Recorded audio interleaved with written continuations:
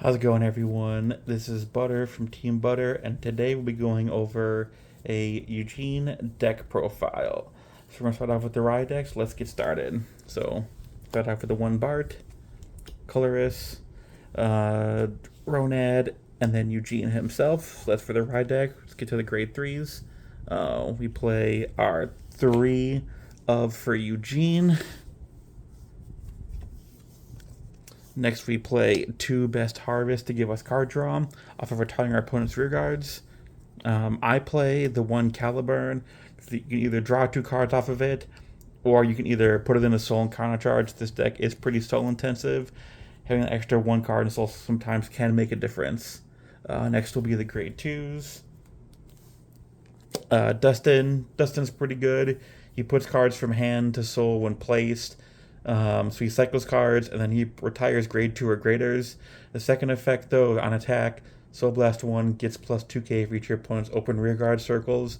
So we can get big, and then playing him on turn 2 to rush early game is pretty good as well.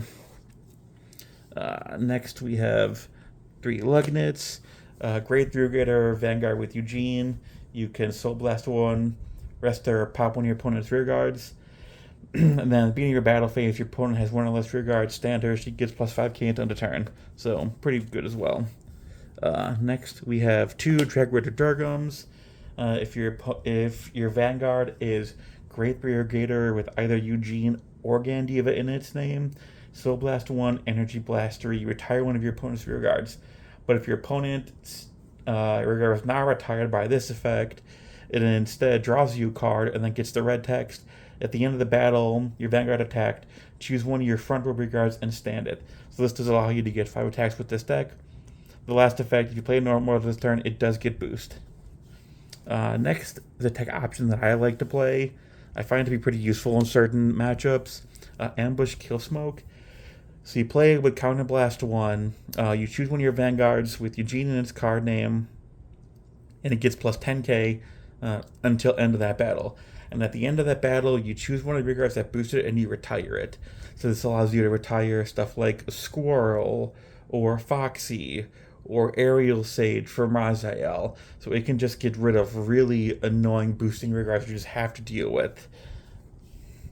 Next will be the grade 1s.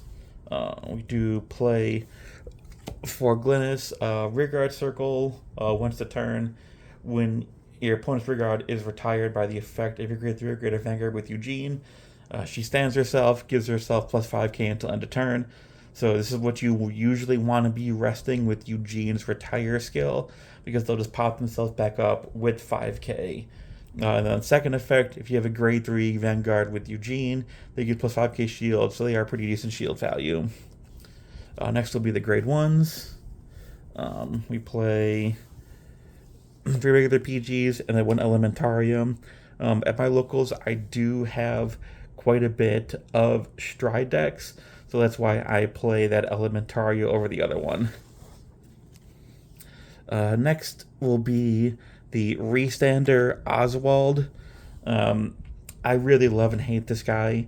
So at the end of the battle that he boosted a Vanguard with Eugene, if your opponent has 0 rear guards, Counterblast 1, discard a card from hand, stand your Vanguard, but reduce its drive and critical to 1. Which kind of sucks, because if you roll high and get like double crit or even a crit, it unfortunately loses that crit on a restand. And that's kind of very unfortunate, but it is still a restander. It is still pretty impactful. I just wish it had maybe 1 or less or 2 or less rear guards, because sometimes trying to kill that last rear guard is just very difficult. Next we have what I consider to be the MVP of the deck, Clifton. So first ability is, if your opponent's rear guard retired by your Vanguard's ability this turn, if he attack or boost, so he can be a good attacker or a good booster, he gets plus 2k until end of that battle for each of your opponent's rearguard circles. So if they have 5 open rearguard circles, 18k booster, or an 18k attacker, 28k on a Persona ride turn. But the second effect uh, is really good because it allows you to shuffle back from soul. Let's say if you drew the over trigger early or heals, and you shove those heals or over trigger in a soul using Dustin's effect, or the grade 2 from the ride line into soul, he lets you shuffle it back. So at the end of the battle, he retires himself.